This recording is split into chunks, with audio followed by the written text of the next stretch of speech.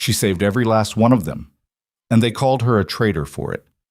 Seraphina Vale walked into the forbidden forest alone, carrying the weight of 1,000 lives on her back, and the name of the man she loved on her lips. She didn't ask for gratitude. She didn't leave a note. She just went, because someone had to, and no one else knew how. Alpha King Kyle Draven never found out the truth. He found something else instead. Drop your city in the comments below, because where you're watching from tonight, this story is going to hit different. Bullets. The plague came in silence. That was the part nobody talked about afterward, when the elders gathered around their fire pits and tried to make sense of what had nearly gutted the Silver Fang pack down to its roots. They expected something louder, a sickness that announced itself with fever cries and broken howls, something a warrior could point a blade at. Instead, it crept in like smoke under a door. One morning, the outer sentinels were patrolling the northern ridge the same as always. 3 days later, 4 of them couldn't shift. A week after that, the children in the eastern quarters started coughing blood.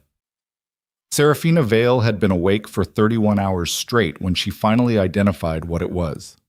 She sat in the stone-floored healing chamber beneath the main longhouse, surrounded by row upon row of cots, listening to the wet rasp of breathing that should have been clean and strong. The tallow candles threw yellow light across her work table. Her fingers were stained dark green from the yarrow she'd been crushing, her hair pinned back hard against her skull because she couldn't afford it falling in her face, and her lower lip had a crack in it from the cold that she kept splitting back open every time she pressed her mouth into a thin line, thinking.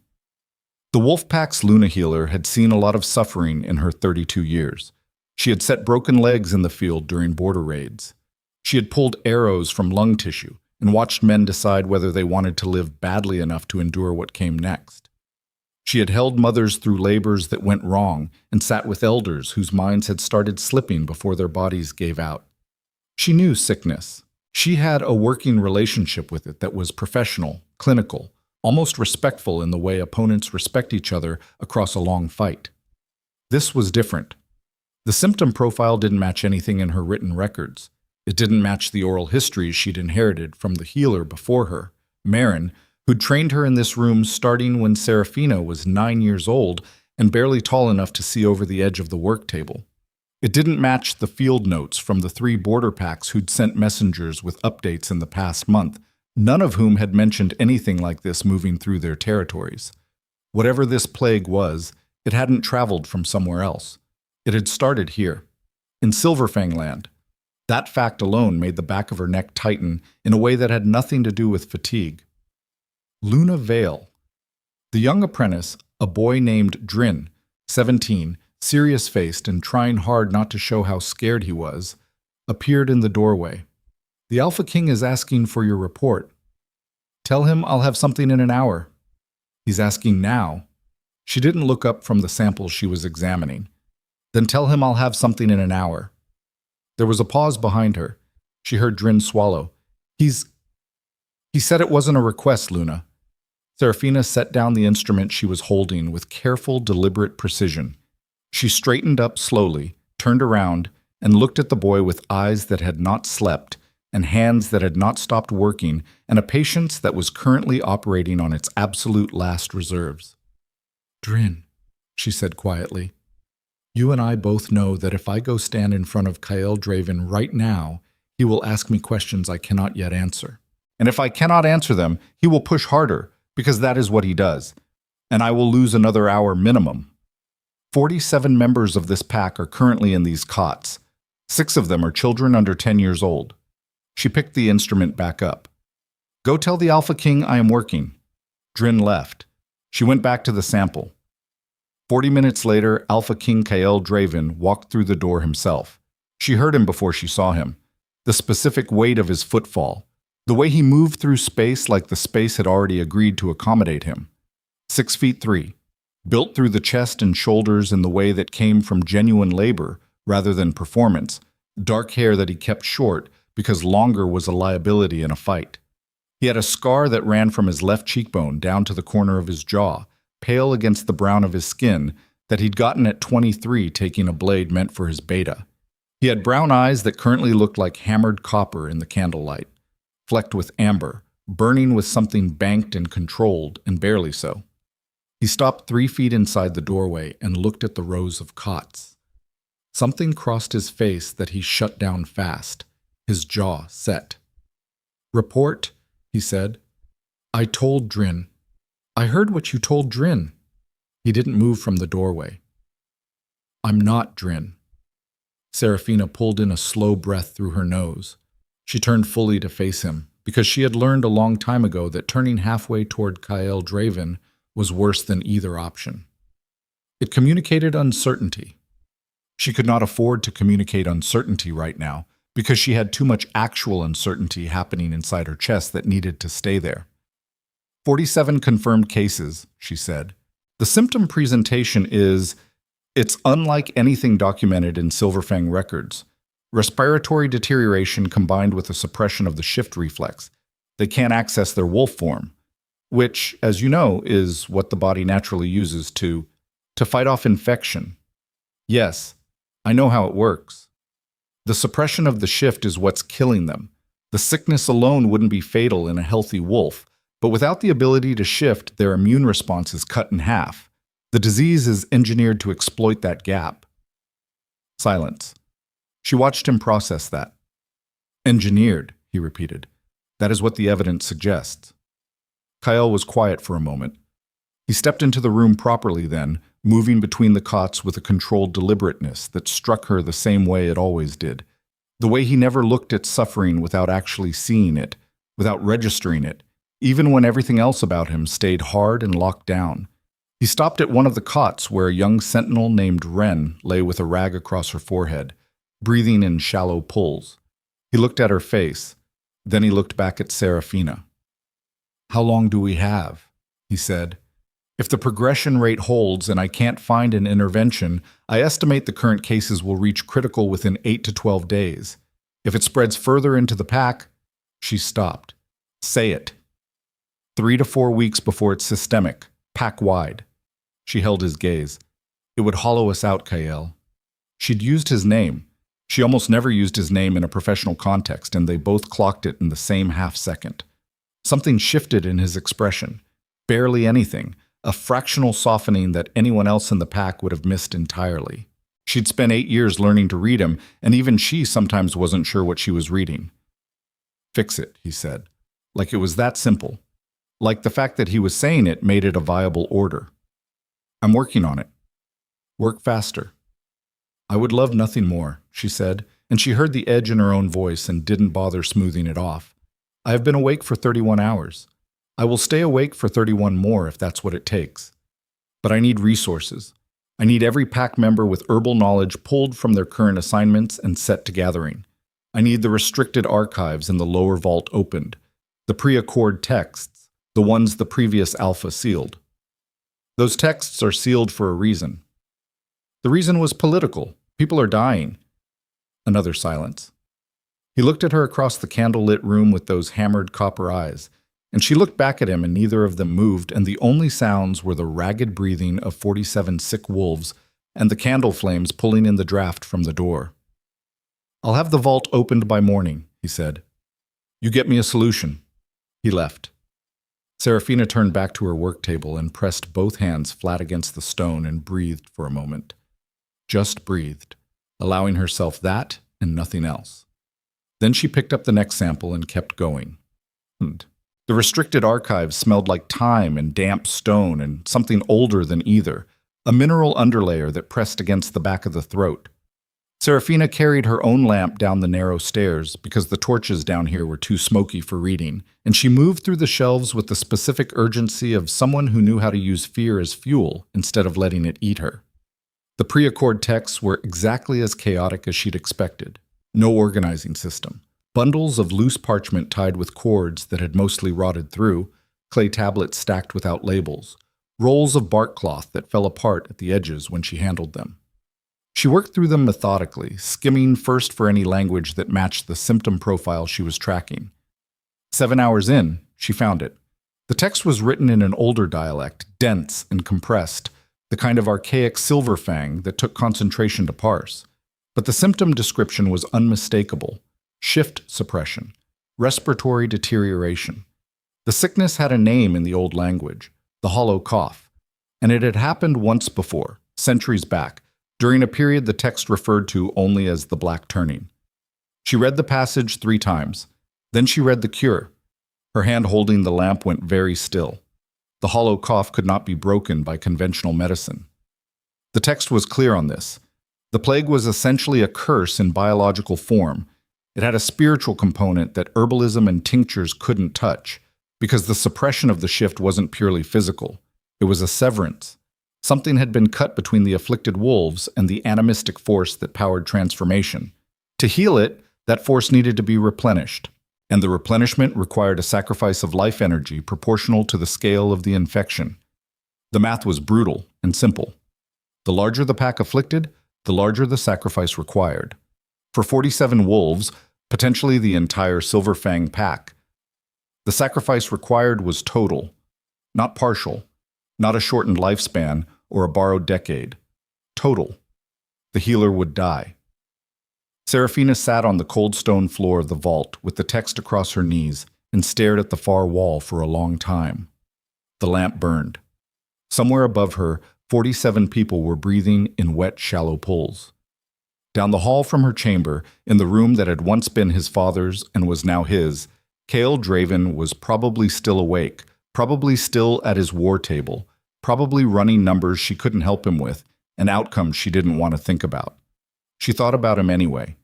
She'd been thinking about him for 8 years with the steady, undramatic persistence of someone who had decided a long time ago that a thing would not be said and was simply living with that decision. She thought about him when she was setting sentinel bones, and when she was compounding medicines, and when she was lying awake in the small hours listening to the pack breathe around her in their sleep. She thought about the scar on his jaw, and the way he'd looked at Ren in that cot. The seeing that he couldn't stop even when everything else stayed locked down. She thought about the one night 2 years ago, during the aftermath of a border skirmish that had gone badly wrong, when he'd sat in her healing chamber with a field wound she was cleaning, and they'd talked for 3 hours about nothing important, nothing at all, until the gray started coming into the sky outside the window. He'd never done it again. She'd understood why. He was a king. She was his healer. The border was there for practical reasons, and she respected practical reasons. She thought about him for exactly as long as she was going to let herself. Then she folded the text carefully, tucked it inside her jacket against her ribs, got up off the floor, and started working out the details. She needed 3 days to prepare. The ritual required components she had to source quietly, some from her own stores, some from the deep forest past the northern boundary where Silver Fang territory ended and the unaligned wilderness began. It required a site with the right geological composition, a place where the ground carried the right resonance for what she was doing. It required an exact timing. The ritual window was constrained to the hours when the shift impulse was naturally strongest in pack wolves, which put it in the pre-dawn window on the 3rd night, and it required that nobody know what she was doing until it was done. That last part was the hardest. She kept working in the healing chamber through those 3 days. She administered what comfort measures she could to the afflicted. She maintained the fiction for Drin and the other apprentices, and for anyone else who asked, that she was close to a conventional solution. She watched the numbers worsen. By the 2nd day there were 61 cases, and 2 of the earliest patients were deteriorating faster than the timeline suggested they should. On the 2nd morning, Kyle came to the healing chamber again. He came alone, early, before the rest of the pack was fully moving, and he stood in the doorway for a moment looking at the expanded rows of cots with an expression that he'd clearly intended to have under control before he walked in. "You look terrible," he said. "Thank you," Serafina said without turning around. "When did you last sleep?" "I don't remember. It's not relevant." She heard him cross the room.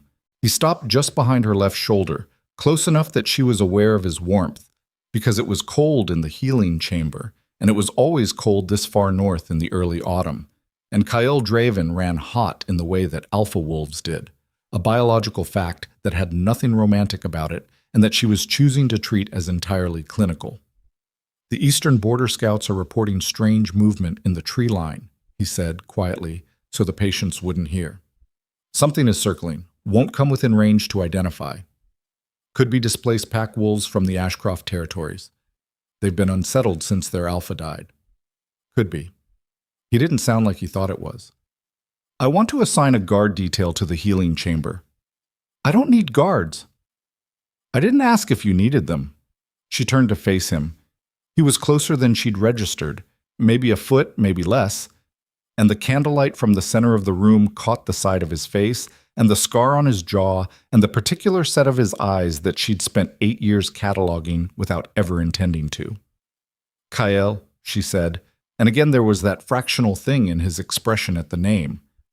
The pack is scared. Guards on the healing chamber is a signal.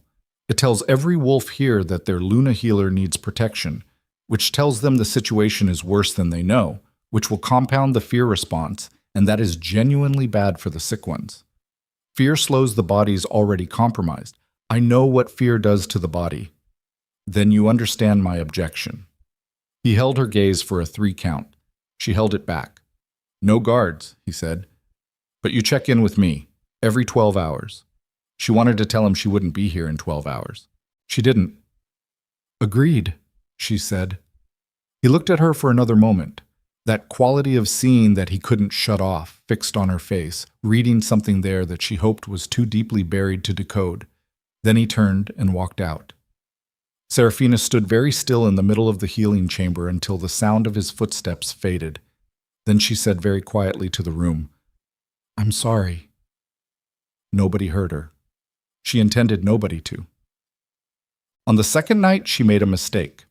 It was small, and it would have consequences she couldn't have anticipated, and she would spend a long time afterward turning it over in her mind like a stone with a bad edge. She had been moving her ritual components piece by piece from their storage locations, keeping them divided so no one's source would notice an unusual depletion. Her last stop that night was the restricted medicine stores, the high-security cabinet at the far end of the healing chamber, where the most potent compounds were kept under a seal that only she and Kyle had access to. She needed valerian root extract in a concentrated form for the ritual preparation.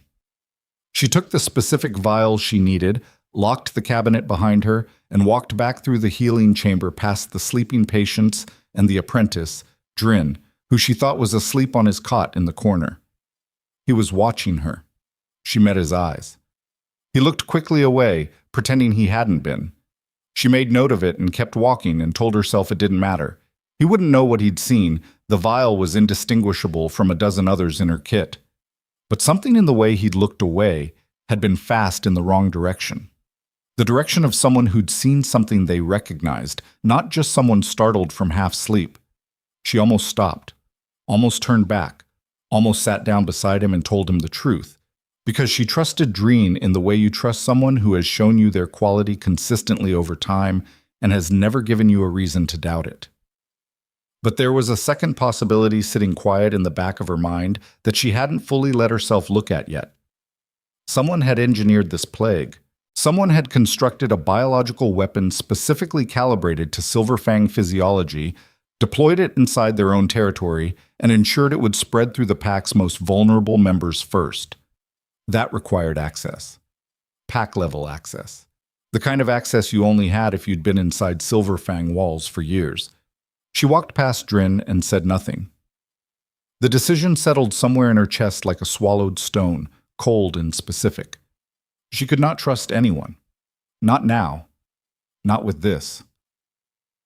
The third night came with clouds covering the stars, and a wind off the northern ridgeline that had teeth in it, winter announcing itself ahead of schedule. Serafina left the healing chamber at the 2-hour mark past midnight, moving through the longhouse complex in the dark with her pack on her back and her boots in her hand until she was far enough from the building to put them on. She'd left medicines laid out for the morning. She'd left a note for Drin, not explaining, just instruction. Keep the yarrow compresses changed. Monitor the breathing. Call for the next senior healer in the western quarters if the fever spikes again. She had not left a note for Kyle. She had stood at her work table for a long time with a blank piece of parchment in front of her, and her pen in her hand, and she had thought about what she would write if she was writing. She thought about all of it. She thought about what she knew of him, the boy who had become a king before he was ready because his father died in a border ambush, and there was no time for readiness, only for stepping into the space and filling it with whatever you had. She thought about 8 years of professional proximity and the shape of his jaw and the way he'd sat in this room in the gray pre-dawn talking about nothing and everything.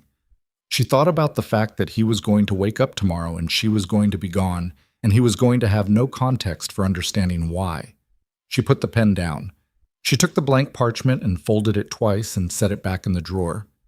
If she left an explanation, he might come after her. If he came after her and found her in the middle of the ritual, the disruption could destabilize the binding. People could die. More people. Different people. The one she was trying to save. She could not protect him and tell him the truth. Not this time. She had to pick one. She picked him. She walked out into the cold dark and headed north. The Forbidden Forest was called that for reasons that had mostly calcified into tradition by now. The original reasons having been specific dangers that the pack had since mostly neutralized or avoided. But the original reasons were still there underneath the tradition, and she felt them pressing against her awareness as she moved into the tree line. A density in the air, a pressure that wasn't quite sound, the forest's animistic weight making itself known. She had her lamp hooded down to barely anything, enough to see the path immediately in front of her feet. She moved by memory and by the specific orientation that Luna healers developed over time. A sensitivity to the land's energetic composition that wasn't mystical, it was just trained attention, the kind you got from years of moving through terrain that was paying attention back. 2 hours in, she found the site. It was a small clearing centered on a rock formation. 5 standing stones in a rough circle, ancient, predating the pack's settlement of this territory. The ground between them had the resonance she needed. She could feel it through the soles of her boots, a low harmonic that matched something in the base of her skull. She set down her pack and began preparing. The ritual components took 40 minutes to arrange correctly. She'd been over the procedure so many times in the past 3 days that she could have done it blind, but she didn't rush. Rushing here would be worse than useless. She laid out the compounds in their proper configuration, cleared the ground between the stones, marked the boundary lines. The ritual itself would take approximately 10 minutes once begun. The text had been clear about the phenomenology. She would feel the transfer begin as a warmth in her sternum, spreading outward through her limbs. The wolf energy, her own, fully bound, would pull free of her body and disperse into the land from which it would be drawn up through the roots and into the afflicted wolves miles away. It would flood the severed connections and restore them. The hollow cough would break. She would not survive the withdrawal of that much life force. The body could not metabolize that kind of depletion. She would die here in the clearing, and in the morning the sick wolves would wake up clear-lunged and able to shift again, and they would never know why. She knelt in the center of the stone circle on the cold ground. She pressed her palms flat against the earth. She could feel the forest around her, the old weight of it, the living dark. She thought about Kael one more time. The last time. She thought about the gray pre-dawn and the way he'd looked at her, and she thought about all the things that had never been said because they'd both understood that some borders exist for real reasons, and she thought, plainly, without sentiment, just as a fact she was putting down to rest, that she had loved him with the kind of quiet, ferocious certainty that didn't need to be spoken to be absolute. She opened her hands against the earth and began. The warmth started in her sternum exactly as the text described. It was not unpleasant. It moved through her chest and down her arms, and she watched her own hands start to blur at the edges, some inner light becoming visible through the skin, and she kept her breathing even and her eyes open and thought, this is enough. To do this thing. It is enough. She had been in the ritual for approximately 4 minutes when she heard the footsteps. She heard them stop at the tree line. She heard the sound of someone registering what they were seeing. The stone circle, the compounds burning at the boundary, the woman kneeling at the center with her hands pressed to the earth and light moving visibly through her skin. She heard, in a voice that went through her like a physical impact, controlled and low and carrying an edge of something that was very close to panic dressed up as command. Serafina, stop, right now. She didn't look up. She couldn't stop. If she broke the ritual mid-transfer, the energy would collapse back in on itself, and the afflicted wolves would receive a shock that could kill the weakest among them. She had maybe 6 minutes left. Kael, she said, steady, you cannot be here. The footsteps moved to the boundary of the stone circle and stopped. She'd marked it well, and apparently some old instinct in him recognized the line because he didn't cross it. "What are you doing?" Not a question. The voice of a man looking at something and knowing what it is and needing her to tell him he's wrong about it anyway. "I found the cure," she said. "This is the cure." "This is... Sarah, you're..." She heard something in his voice she'd never heard there before. Something that cracked right at the edge and pulled back hard. "What does this cost you?" 6 minutes. Maybe 5 now. Go back to the pack. "What does this cost you?" "Kale, answer me." Raw, stripped of everything. The voice underneath the king voice, the one she'd heard exactly once in her life, in the gray pre-dawn, talking about nothing. "Answer me right now." Serafina raised her eyes from the earth. She looked at him across the glowing boundary line, across the stone circle and the burning components and the cold dark of the forbidden forest, and she looked at Kael Draven's face, which was not the face of a king right now, which was the face of a man who had arrived 30 seconds too late to stop something and knew it. "Everything," she said quietly. "It costs everything." He moved toward the boundary line. "Don't," she said, sharp, louder than she'd said anything tonight. "Cross that line and the transfer collapses. Kael, don't." He stopped. His hands were fists at his sides. The amber in his eyes had gone fully incandescent. She watched him run through every option he had in rapid succession and come up against the same answer every time, and she watched what that did to his face. "There is no other way," she said. Her voice was steady. "I have spent 3 days looking for another way. It doesn't exist. This is the only path. Then we find a different path. They're running out of time. Ren, the children, you know that." She held his gaze. "You know that." He stood at the boundary line and looked at her across the space between them, and she looked back at him and she thought, this is the last time. The last time she would see this face. The last time he would look at her with those eyes that could not stop seeing. "Don't," he said. Not a command now. Something quieter and infinitely worse than a command. "Serafina." "Tell them I was glad to," she said. And she pressed her hands back to the earth and finished what she'd come to do. The transfer completed in the time it took for 2 heartbeats. The warmth in her chest pulled outward with a force that took her breath with it. The light beneath her skin blazed once. She saw the shadows of the standing stones swing wild across the clearing, and then went dark. She felt herself tip sideways, cold ground coming up hard against her shoulder, and distantly she heard Kael shout her name and heard the boundary line break under his feet. And then she was still breathing, barely. The shallow, uncertain breath of a candle in a draft, but breathing. That was wrong. The text had been clear about the outcome, but she was breathing. She was not dead. She didn't understand that yet. She was too depleted to understand it. She had nothing left to think with. She lay on the cold ground of the forbidden forest with her cheek against the earth and her hands flat against the roots beneath the soil, and somewhere miles south across the tree line, 61 wolves were waking up from fevered sleep with clear lungs and the overwhelming animal need to run and shift and howl at something, and they didn't know why, and they never would. Kael reached her. She felt him, the specific warmth of him, more present than anything else in the world right now because everything else had narrowed to almost nothing. His hands were on her face, turning her toward him. "Stay." His voice was unrecognizable. "Serafina, stay." She tried to tell him she was trying. She wasn't sure any sound came out. The forest was very quiet, and somewhere in the dark at the edge of the clearing, behind the standing stones, on the path she'd taken into the forest, someone was moving. Not a wolf, not one of the pack sentinels. Something else, moving with a deliberate quiet that was altogether different from Kael's urgent crash through the tree line, and leaving behind them, on the path between the roots, a folded piece of parchment that had not been there when Serafina walked in. A piece of parchment bearing her name in someone else's handwriting, and inside it, in careful legible script, evidence, precise and damning. Everything anyone would need to read the scene in the clearing not as a sacrifice, but as a defection, a meeting with an enemy contact, a traitor's exit. By the time the sun came up and the sick wolves found their feet again, The forest was empty. Serafina was still alive, barely, stripped down to nothing, her wolf form gone as if it had never existed.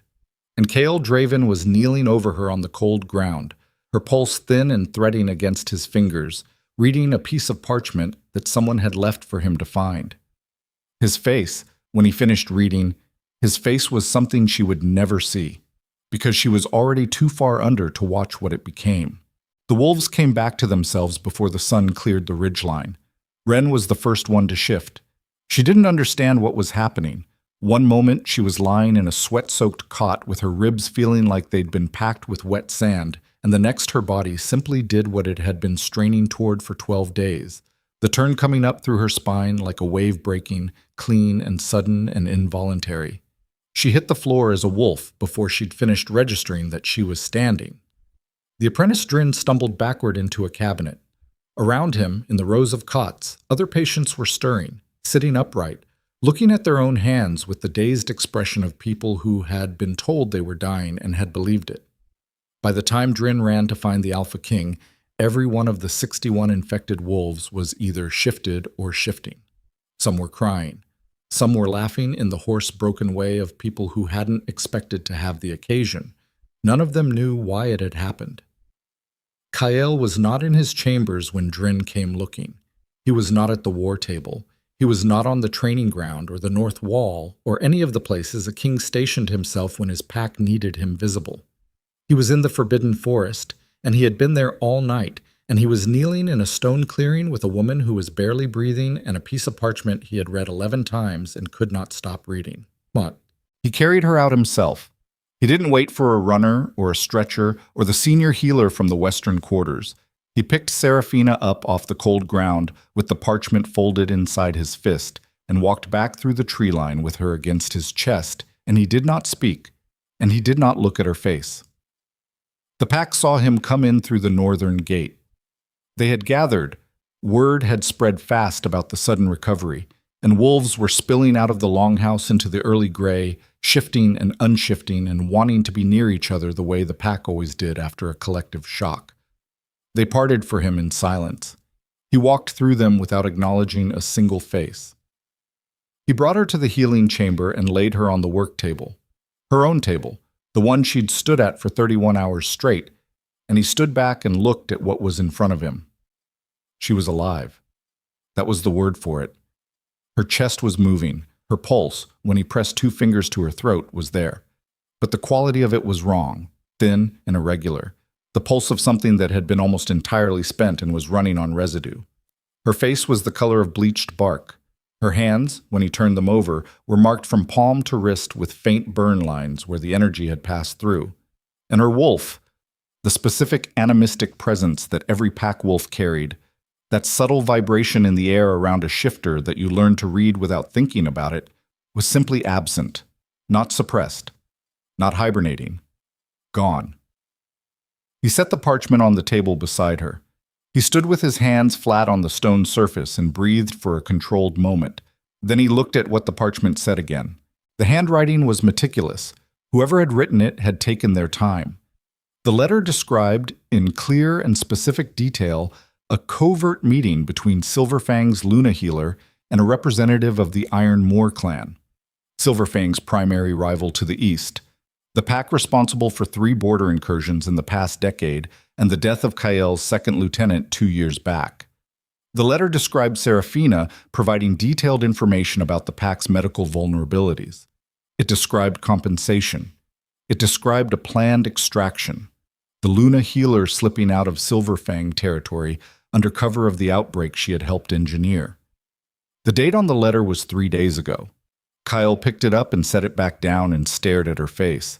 She had told him it cost everything. She had told him that with her hands pressed to the earth and light moving through her skin, with the stone circle burning around her and her voice absolutely level, she had looked at him across that boundary line and said, "Tell them I was glad to." He read the letter a 12th time. His beta, Aldrich, appeared in the doorway. Broad, blonde, 5 years older than Kael, the kind of steady that had kept Kael functional through his father's death and a dozen border crises before and since. Aldrich looked at Serafina on the table. He looked at Kael's face. He came into the room and closed the door behind him. "The pack is recovered," Aldrich said. "All 61. Full shift capacity. Respiratory symptoms gone." "I know." Aldrich waited. "Read this," Cale said. He handed him the parchment. He watched Aldrich read it. He watched the senior wolf's expression change in the specific way it changed when Aldrich was absorbing something he didn't want to be absorbing. A controlled tightening around the eyes, a brief pull at the mouth. "Where did you find this?" Aldrich said.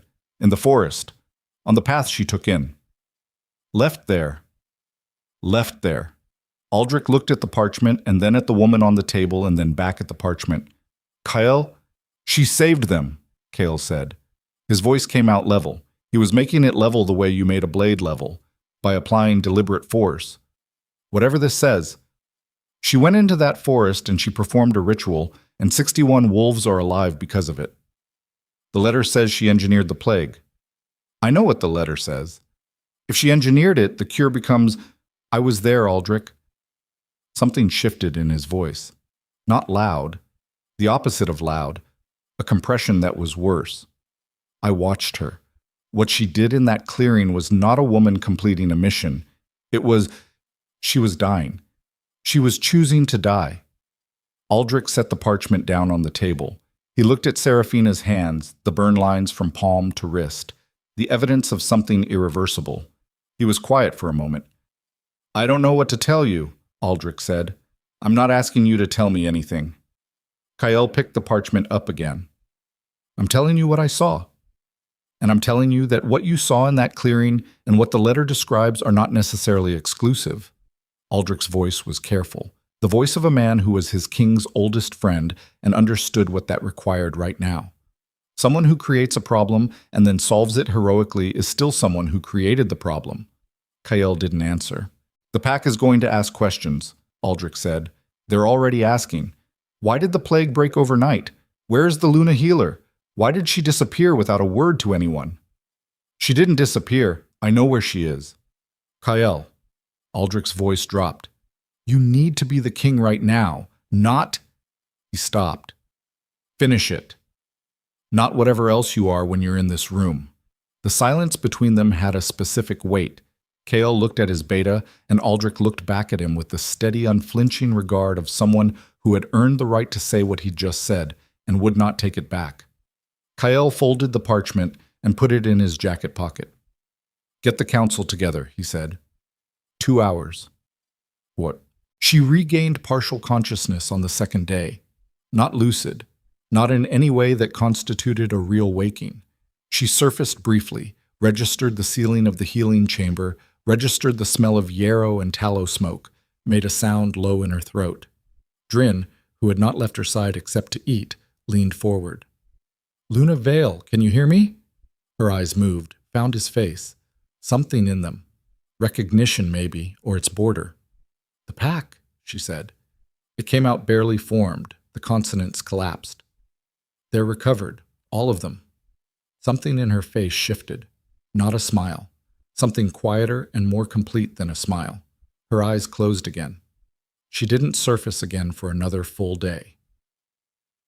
Cale sat in front of his council and spread the evidence on the table and told them what he knew, which was most of it, and what he didn't know, which was the part that mattered.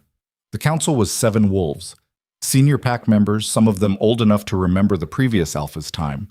All of them with the weathered quality of people who had survived by not flinching from difficult information. His primary advisor, a thin, sharp-faced wolf named Corvus who had served the pack for 22 years, picked up the parchment and read it without expression. "The handwriting," Corvus said. "Do we have a sample to compare it against?" "Not yet." "The letter references a contact name, Davon. Do we have an Ironmore operative by that name on record?" "I've sent a query to the Eastern Scouts. Nothing back yet." Corvus set the parchment down. "In the absence of contrary evidence," he said, "the Council is obligated to treat this as credible. A document found at the site of an unexplained ritual performed in secret by the Pack's healer, who has now been rendered unable to speak for herself." "I'm aware of the optics," Kyle said. "With respect, Alpha, this is not about optics. A Pack member is accused of engineering an attack that put 61 wolves in critical condition. Corvus's voice was even and precise and utterly without warmth. The fact that the same pack member subsequently cured the condition does not exonerate her if she was the cause. The fact that she performed a sacrifice that nearly killed her should at minimum give this council pause before it. The council notes the Alpha's personal observations from the forest. Corvus held his gaze. The council also notes that the Alpha has a known. He paused, selected a word with care. Regard for the accused. The room got very still. Kael looked at Corvus across the table. He looked at him for a long time with the kind of attention that made lesser wolves look away. Corvus did not look away. Choose your next sentence carefully, Kael said. I'm saying what the pack will say. Better you hear it from me. Corvus folded his hands on the table, unhurried. If you suppress this investigation out of personal feeling and the letter is genuine, you have sheltered a traitor. The pack will fracture. If you suppress it and the letter is fabricated, you've protected an innocent woman, but at the cost of appearing to do exactly what I just described, which achieves the same fracture by different means. He spread his hands. Either way, the only path that preserves the pack's stability is a full accounting. It was not wrong. Kael knew it was not wrong while he was listening to it. That was the specific cruelty of the argument. It was structurally correct regardless of what the truth turned out to be. He looked around the table. Every face was waiting. The specific waiting of people who knew what their king was going to say and needed to hear him say it. Full accounting, he said, when she can speak. She could speak on the 5th day. It wasn't much. Her voice had the consistency of something dragged across gravel, and she could only hold herself upright for a few minutes before the energy ran out and she had to lie back down. But she was coherent. Her eyes were tracking properly. She knew where she was and who was in the room. Kael came alone. He sat in the chair beside the cot. Drin had been dismissed, was standing in the hall outside, probably listening though he'd been told not to. And he put his forearms on his knees and looked at her face, and she looked back at his. The silence lasted almost a full minute. You should have told me, he said. You would have stopped me. Yes. Then you understand why I didn't. His jaw worked. You didn't trust me to find another way. There was no other way. I looked for 3 days. You looked alone for 3 days. You didn't. He stopped, pulled it back. Started again, quieter. 61 people, Sarah. You decided alone. For all of us. Yes, she said simply. I did. He reached into his jacket and put the parchment on the cot beside her hand. He watched her look at it. Watched her pick it up with fingers that shook from weakness and read it. Her expression didn't change in the way he'd expected. She didn't go white. She didn't look panicked. She looked at the letter with the focused recognition of someone seeing a threat they'd already partially anticipated, which told him something he cataloged and didn't comment on. This isn't my writing, she said. I know. She looked up at him. You know. I know your writing. His voice was flat. I have 8 years of your written reports. Then you know this is fabricated. I know the handwriting doesn't match. He held her gaze. I also know that a skilled forger accounts for that. I also know that someone went to considerable trouble to place this where I would find it. I also know. He stopped. Her eyes were steady on his. She looked exhausted down to the cellular level, stripped of everything but the essential core of her, and even stripped down to that she held his gaze without flinching, which was, he'd noticed this for years, this specific quality of hers, the refusal to look away from the difficult thing. What do you know? She said quietly. I know what I saw in that clearing. The words came out harder than he'd intended. I know what it looked like. I know you told me to go back. He looked at her hands, the burn lines. I know what it cost. Something shifted in her face, a hairline fracture in the composure, fast and gone. Then believe it, she said. Serafina. He leaned forward. His voice dropped to something that the room walls were not going to carry. I am trying. You understand that? I am sitting here trying. He looked at her. But I have a pack that is asking questions I cannot answer without this letter, and a council that has already opened a formal inquiry, and an advisor who has 17 years on me and is not wrong about how this reads if I... He stopped himself. If you what? She said. He didn't answer. She looked at him for a long moment.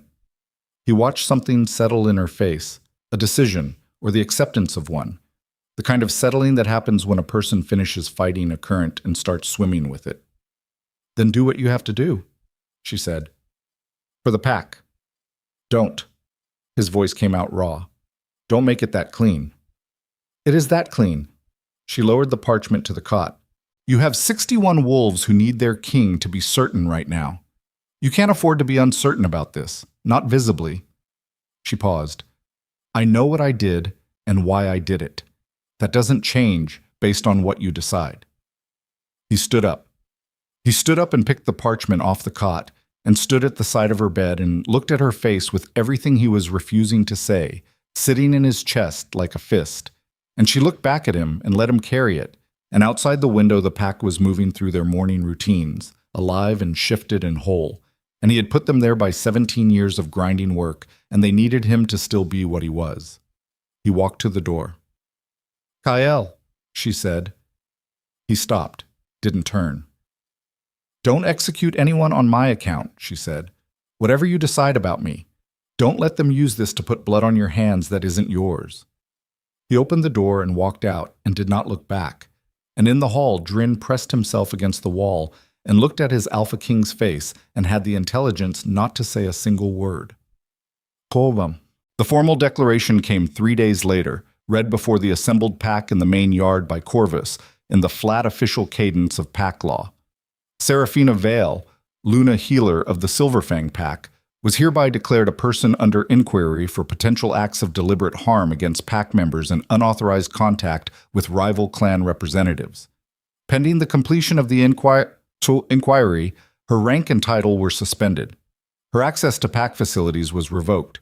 She was to be escorted to the northern holding quarters and remain there until the council concluded its review. Kael stood on the longhouse steps and watched Corvus read it and did not move. He had signed it that morning. He had sat at his desk with the document in front of him and the pen in his hand, and he had signed it because Aldrich was right and Corvus was right, and the structural logic was impeccable, and there was no version of this where the king's personal certainty was sufficient to hold 61 wolves and their fear together. He had signed it. 2 sentinels escorted Seraphina across the main yard. She walked between them with the specific quality she'd always had. Upright, deliberate, neither rushing nor dragging. She was still pale. She was still moving like someone who'd had most of themselves removed and was recalibrating around the gap. But she walked without assistance, and she held her head level, and she did not look for his face in the crowd. She didn't look for him. He didn't know why that landed the way it did. He stood on the longhouse steps and watched her cross the yard, and she never once looked toward where he was standing, and he understood precisely what that meant. It meant she had already finished the calculation. She had looked at the situation and the structure and the constraints, and she had come to the same conclusions he had, because she had always been faster than him at systems-level thinking, and she was telling him, with her eyes fixed straight ahead and her spine absolutely level, that she did not blame him, which was somehow the worst thing she could have done. The pack watched in silence, some of them with relief, the need for someone to be responsible for what had happened, the plague, the fear, some with uncertainty, some few, Drin among them, with expressions that would become important later, when the truth finally started moving. The gates of the northern holding quarters closed behind her. That evening, Kael received word that the Eastern Scouts had confirmed. There was no Ironmore operative named Davin. There had never been. The name was fabricated.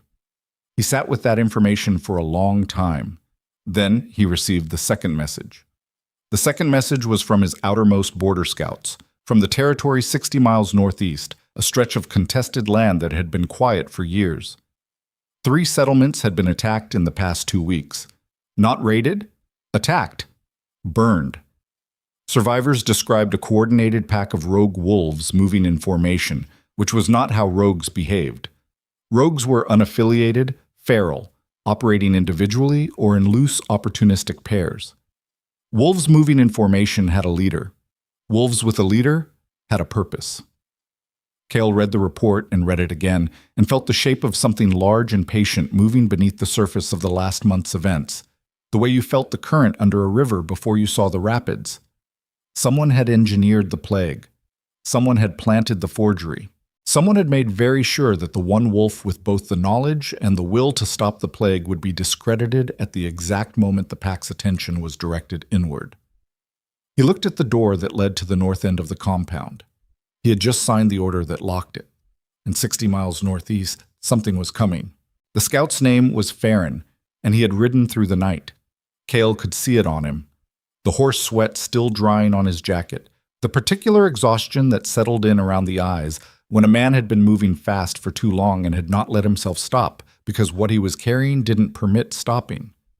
Farron stood in the war room with his hands clasped in front of him and delivered his report in the clipped cadence of someone who had rehearsed it on the ride in to keep himself from losing the thread. 3 settlements. Burned to the foundation stone. The survivors, those few, described the attackers moving in tight coordinated formation, executing a sweep pattern that cleared building by building in sequence. Not opportunistic, not feral, trained. The rogue wolves had commanders. The commanders had a strategy, and the strategy had a shape that Farron, who had served on Silverfang's eastern border for 6 years, recognized. It's a compression pattern, Farron said. They're not raiding for resources. They're pushing the border population inward, funneling survivors toward the central territory. Toward us, Aldrich said. Toward you. Cale stood at the war table with his palms flat on the map and looked at the 3 marked settlements and felt the current he'd sensed the night before come into focus. Not a suspicion now. A certainty with edges. Someone had created the plague to hollow out the pack's strength. Someone had forged a letter to remove the one wolf who could stop it and replace her with suspicion. And now, with the pack still recovering, still tender from 61 near deaths and the confusing aftermath of their healer's disgrace, something was compressing the border population inward like a fist slowly closing. Who else knows about this report? Cale said. I came straight to you. No stops. Keep it that way. You're dismissed. Sleep. Don't talk.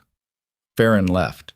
Cale straightened up and looked at Aldrich and then at Corvus, who had been standing against the far wall with his arms folded and his thin, sharp face arranged in an expression of careful attention that Cale had been reading for years and was reading right now with a new register underneath the familiar one. The inquiry into Vale, Cale said. Where does it stand? Preliminary review is complete, Corvus said. The council is prepared to move to formal charges pending your authorization. Hold it. A pause. Alpha. I said hold it. The operative name in the forgery doesn't exist. The Eastern Scouts confirmed it 2 nights ago. There is no Davin. There has never been a Devon, which means someone constructed the letter without doing the basic work of creating a verifiable contact, which is either a catastrophic oversight, he held Corvus's gaze, or a sign that whoever wrote it was confident it would never be seriously investigated. The room was very quiet. That is a significant inference, Corvus said. It's a factual observation.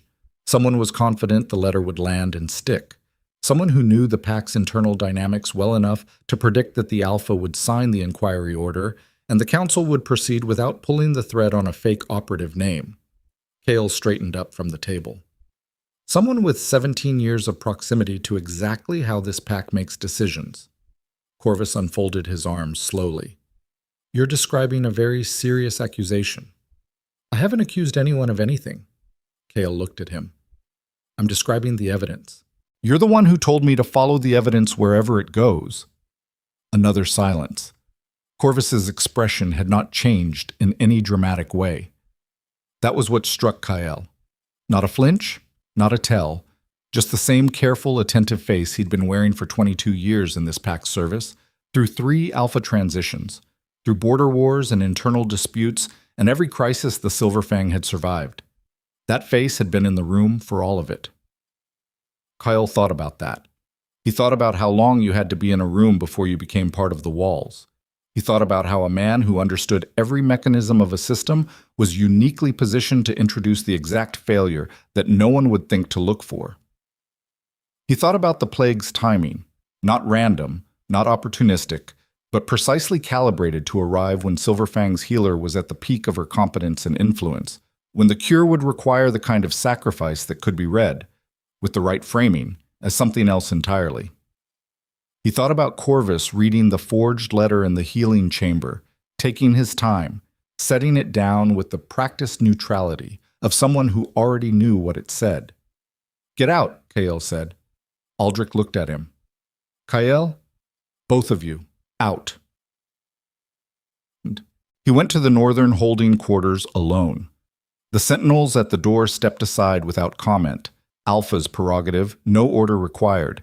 He went through the outer room and down the short corridor and opened the inner door and found Seraphina sitting on the floor against the far wall with her knees drawn up and a folded piece of bark cloth across her lap that she'd apparently been writing on with a piece of charcoal. She looked up when he came in. She didn't look surprised to see him. She didn't look like much of anything for a moment. The careful, neutral composure of someone who had gotten used to being watched and had stopped performing reaction. Then she registered something in his face, and her expression sharpened into attention. "What happened?" she said. He crouched down in front of her, not standing over her, not pulling a chair. Down at her level, because this conversation was not a king talking to a detainee, and both of them knew it. "Tell me everything you remember about the 3 days before the ritual," he said. "Who you talked to, who you avoided, what you noticed that you might have dismissed." She studied him for a moment. "You found something. Tell me first." She thought. The quality of her thinking was visible in her face, methodical, not scattered, working through the timeline. "Drin saw me take the valerian extract from the restricted cabinet on the second night. I noted it because he looked away too fast. Drin is 17 and devoted to you. What else?" Corvus came to the healing chamber on the first day of the outbreak. He said he was doing a well-being check on the patients. He'd never done that before in 8 years. That isn't an advisor's function. She paused. "He spent about 4 minutes near the restricted archive access.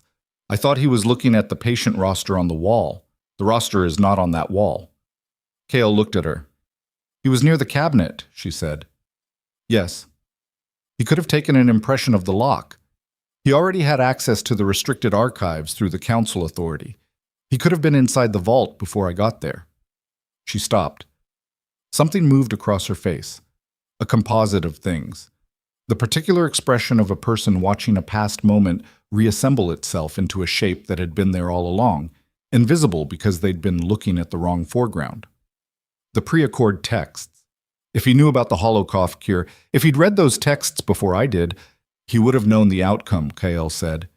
He would have known that whoever performed the ritual would be rendered vulnerable, unable to speak for themselves, unable to defend themselves.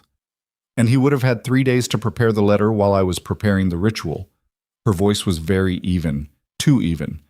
The voice of someone pressing down on something that would become less manageable if she let it move. He engineered the plague knowing I would find the cure, knowing what the cure would cost me. He used my own... She stopped. "Your own what?" "My own willingness," she said quietly. "He used it against me. He knew I would do it. He built the whole sequence around the certainty that I would find the cure and perform it and walk out of that forest alone and..." She looked at her hands, the burn lines from palm to wrist. "And be nothing when I came back. No wolf, no rank, no capacity to contest anything he said about me." The silence between them was the specific silence of a thing fully understood.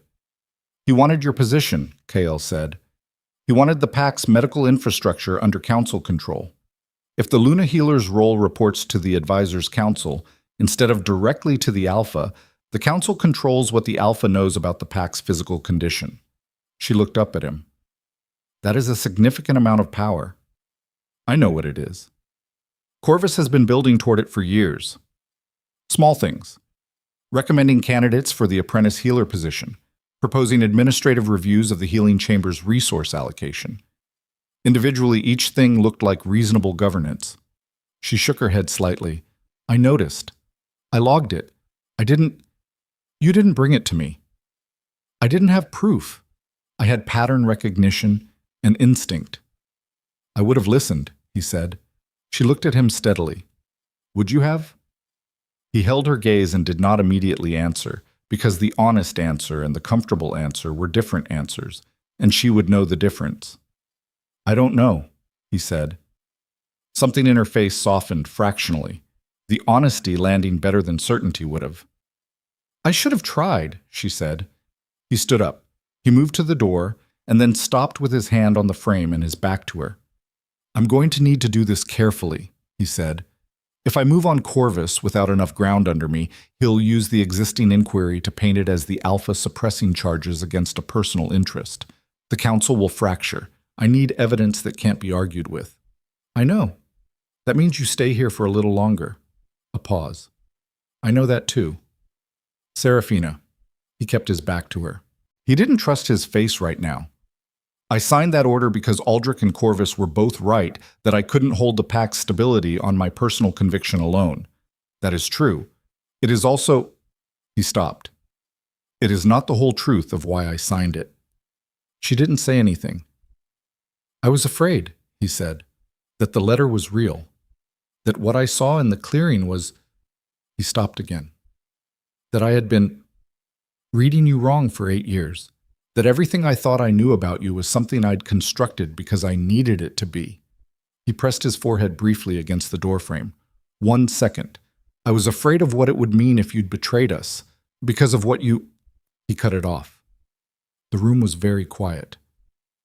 Because of what I mean to you, she said. Not a question. He didn't answer. He opened the door. Kael, she said. He stopped. The rogue wolves to the northeast, she said. They'll have a timetable. If they're compressing the border population, they're building toward a strike window. The plague was the first phase, weaken the pack from inside. The forgery was the second phase, remove the healer, destabilize the alpha's judgment. She paused. The third phase is the attack, and whoever is commanding the rogues will have that timetable coordinated with whoever is working from inside. With Corvus. Yes. He looked back at her over his shoulder. She was still on the floor, still in the same position, and she looked stripped down and exhausted and completely composed. How long? He said. Before the strike window. I don't know, but the compression pattern suggests they're close. Days, not weeks. He left, intent. He found the proof that same evening. Not through interrogation. He was not ready to move on Corvus directly and give him the chance to invoke council protection and turn the inquiry outward. He found it through the vault. He went back to the restricted archive and pulled the pre-accord text Serafina had worked from. He compared the dust pattern on the shelf against the position of the remaining texts, and he found what a systematic search of the vault had missed. A compartment behind the clay tablet stack, low down, barely the size of a document box, which had been pried open and resealed with a precision that would have been invisible to anyone not looking for it. Inside the compartment, a copy of the Holocaust ritual description, annotated in a hand he recognized. A set of correspondence in coded Ironmore cipher. Thin sheets, small writing, a chain of messages spanning 18 months, and a small glass vial containing a dried biological compound that his nose told him, with the animal certainty of a wolf's undeceived senses, was the same thing that had been in the lungs of 61 people. He stood in the vault with the vial in his hand and felt the shape of it all settle into place with the finality of a bone going back into its joint. Corvus had been planning this for 18 months. The plague was not improvised. The forgery was not reactive. Every step had been sequenced, each phase contingent on the reliable behavior of specific people. The healer who would sacrifice herself, the alpha who would sign an order he didn't believe in, the council that would provide institutional cover for a crime committed in institutional language. The cruelest part of it was the quality of the prediction. Corvus had not needed Serafina to be weak. He had needed her to be exactly what she was. Capable enough to find the cure, committed enough to perform it, and isolated enough that her version of events would arrive too late to matter. He had needed Kael to be exactly what he was too, a king whose commitment to pack stability would outweigh his personal conviction just long enough just barely enough, for the machinery to complete its cycle. Kael set the vial down on the shelf and pressed both hands against the stone wall of the vault and stood there for a moment in the cold lamplight.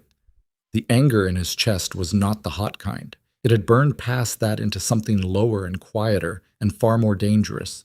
The kind of anger that did not need to be fed, that ran on its own fuel, that would still be burning when everything else was long finished. 22 years.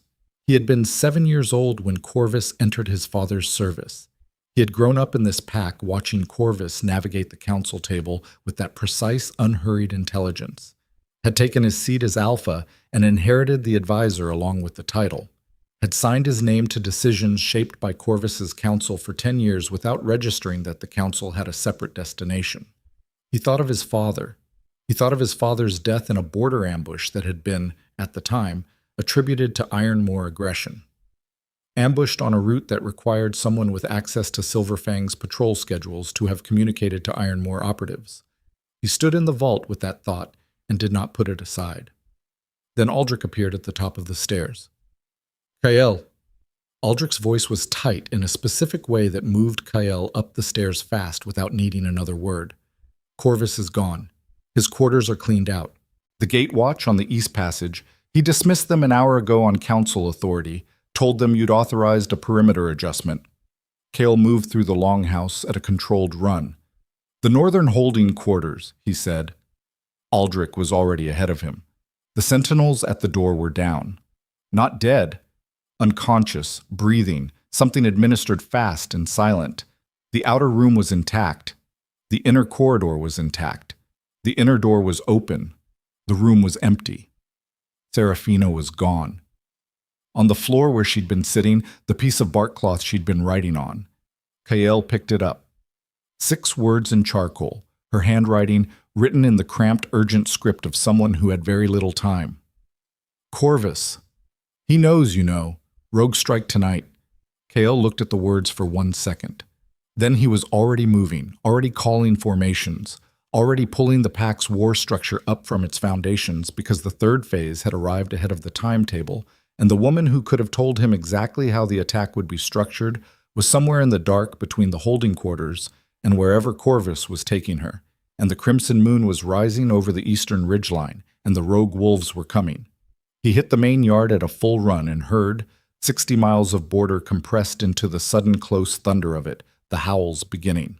The howls hit the northern wall first. Kael was still crossing the main yard when the sentinels on the north parapet started calling positions. 3 breach points, east corridor, the river flank, the old grain road that ran along the pack's blind side where the tree line came closest to the outer wall.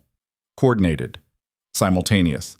The kind of opening that didn't happen without weeks of reconnaissance and someone inside feeding the approach angles. He shifted mid-stride.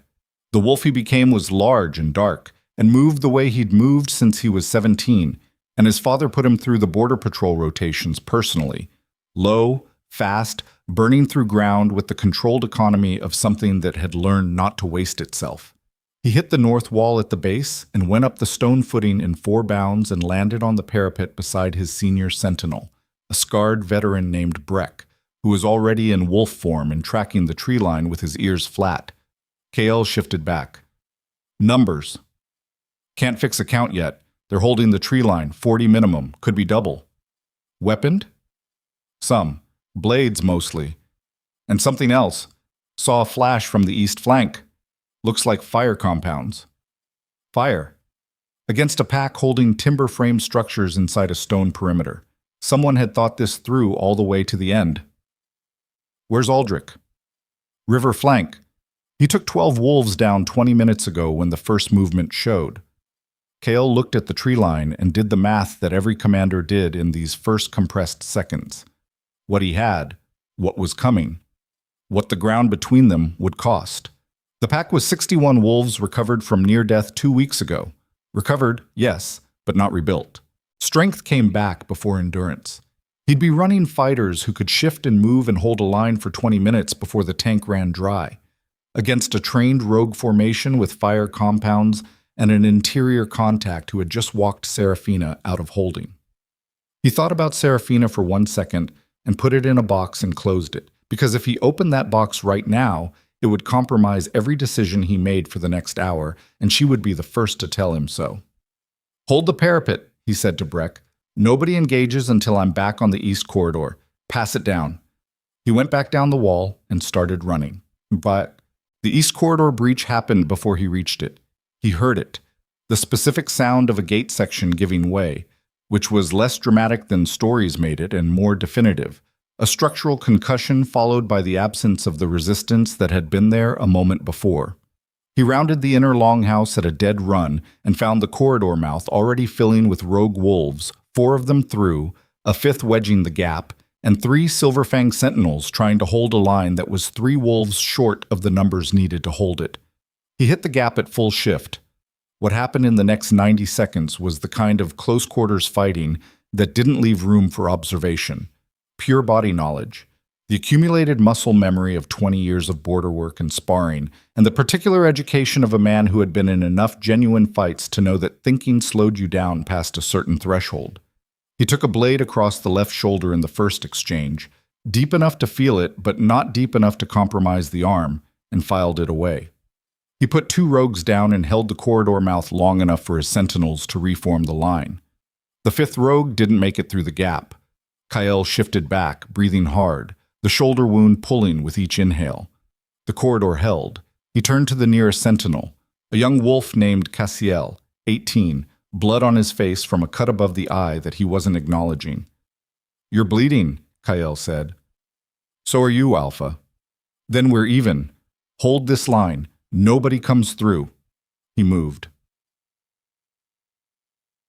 The river flank was a different problem.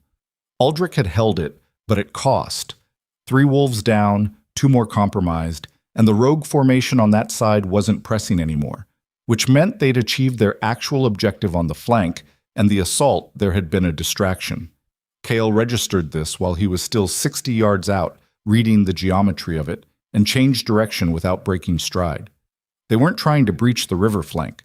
They were drawing Silverfang's strongest fighters to the river, while the real push came from somewhere else. The grain road. He turned and ran for the western interior and hit the grain road access point to find it already breached and 14 rogue wolves inside the wall, moving in the tight-stacked formation Farron had described, sweeping building by building with the methodical efficiency of a unit that had practiced this. Not raiding, executing. The distinction was in the rhythm. Raiders moved with the chaotic hunger of opportunity. These wolves moved with the patience of a plan. At the center of the formation, directing the sweep with hand signals, was a wolf Kael had never seen in his life. But he knew the rank immediately, the way the others oriented to him, the specific quality of his stillness while everyone else moved. A rogue alpha. Mid-40s, broad through the jaw, a constellation of old fight scars across his neck and forearms, the accumulated record of a man who'd built his position from nothing by surviving everything thrown at him. He looked up when Kael entered the grain road. They made eye contact across 60 feet of firelit chaos. Neither of them moved for a half second. Then the rogue alpha smiled. It was not a warm expression. It was the smile of a man who had placed a bet on a specific sequence of events and was watching the sequence complete exactly as projected. "Draven," the rogue said, loud enough to carry over the fight noise. "I was told you'd come personally. He knows you well." "Where is she?" Kael said. Specific question for a king with 14 of my wolves in his perimeter. "Where is she?" The rogue alpha tilted his head. "You're a practical man. Reputationally. 17 years holding this pack, never lost a border action, 3 successful treaty negotiations, 2 succession challenges put down without bloodshed." He took 1 step forward. "And here you are asking about 1 woman before you've secured your own walls. That tells me something." Kael crossed the 60 feet in the time it took to stop thinking about crossing it. What followed was not a clean fight. The rogue alpha was fast and experienced and had the particular quality of a wolf who had survived by never assuming a situation was resolved until he'd personally verified the body, which meant he fought with a constant awareness of exit options that made him difficult to corner. Kael took 2 more hits, one to the ribs that cracked something, the specific stabbing inhale that told him at least 1 rib had given, and one across the right forearm that opened the skin to the muscle. He didn't stop. A man with something left to lose fights to protect it. Cale had learned this watching other people fight. The hesitation that came from consequence management, the fractional second of self-preservation calculation that opened gaps in a defense. He had never fully understood until right now what it felt like to shed that weight entirely. The cracked rib was information. The forearm was information. Neither of them changed what he was doing. The rogue alpha recognized it. Kyle saw the recognition, a shift in his opponent's eyes, the recalibration of someone who had made an incorrect assessment and was updating in real time. "You're not fighting like a king," the rogue said, and there was something almost like respect in it. "No," Kyle said, "I'm not." He put the rogue alpha down with a joint lock that ended the man's ability to direct his formation, and he held him there on the grain road with one knee across his spine and his forearm across the back of his neck. And he said it again, quieter this time, close to the man's ear. "Where is she?" The old mill at the northern border edge, 20 minutes out at a run. He left Aldrich to hold the grain road and ran. The pack was stabilizing behind him. He could feel it in the way the fight sounds were changing, the rogue formation losing cohesion without its commander's direction, Silverfang's superior knowledge of their own terrain beginning to tell. The breach would be closed, the interior would be cleared, the pack would hold. He had trained them to hold without him. That had been a deliberate choice, 17 years ago, when he'd taken the Alpha title at 20 and understood that a pack that only functioned because of a specific individual was one succession crisis away from collapse. He had built them to operate as a system. Right now he was grateful in a way that had nothing to do with strategy and everything to do with the fact that it freed him to run north in the dark with 3 wounds and a cracked rib and the crimson moon hanging over the ridgeline like something that had been waiting for tonight specifically. The mill was dark when he reached it. Old timber structure, disused for a decade, set back from the tree line against the first granite shoulder of the northern ridge. No light from inside. But he could hear 2 heartbeats. One of them the specific elevated rhythm of a wolf in high stress. The other the steady measured pace of a man who is waiting with patience for a particular event. Corvus. Kyle moved around the mill's exterior without making a sound that the ground didn't already contain.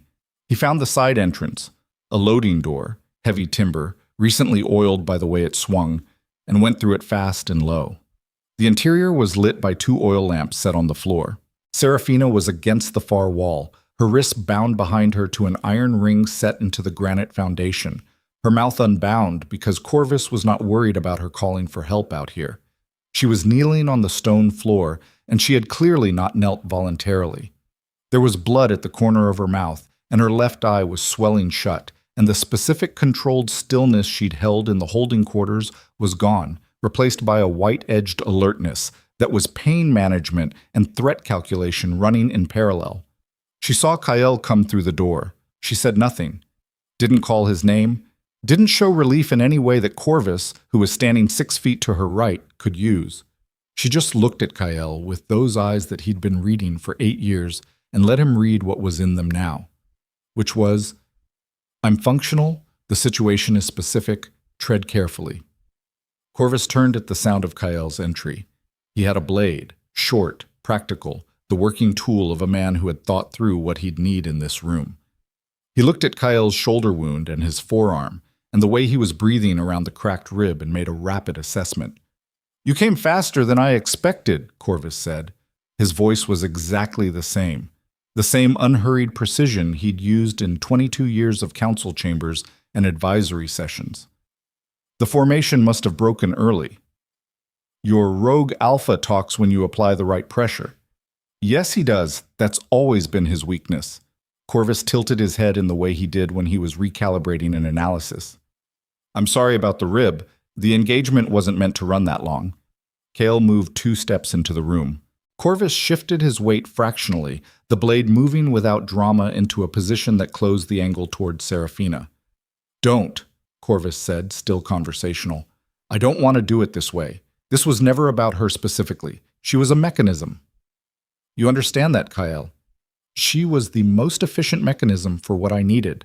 Her competence, her commitment, her—" He paused. "Her significance to you."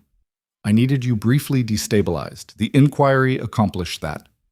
You engineered the plague that killed my people, Kael said. None of them died. Because she stopped it.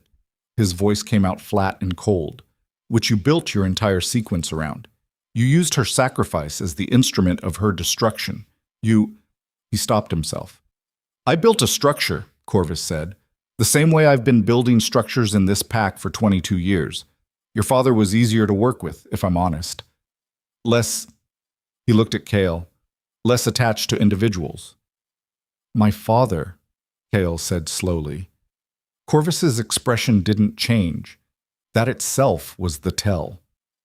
Kael looked at the man who had stood in the room for his entire life. For the first 7 years of it as a fixture of his father's court. For the last 17 as the steady advisor's voice behind every major decision, the institutional memory of the pack, the man who knew where everything was buried because he had helped bury it, and he felt the understanding arrive with the flat finality of a door closing. The border ambush, Kael said, 15 years ago. Your father was going to dissolve the advisory council, Corvus said. Not a confession, a correction of the record, offered with the academic detachment of a man who had made peace with his own accounting long before this room. He'd decided the council structure was inefficient. He was going to consolidate decision-making authority in the Alpha Line directly. Everything I'd spent 20 years building. Oh, he stopped. He didn't understand what he was proposing to dismantle. I did. The air in the mill was very still. Seraphina's eyes were on Kael's face. She wasn't watching Corvus. She was watching him, tracking what was happening behind his eyes, reading the specific quality of what a man looked like when the foundational story of his own life was restructured around a different central fact. His father had not been killed by Ironmore aggression.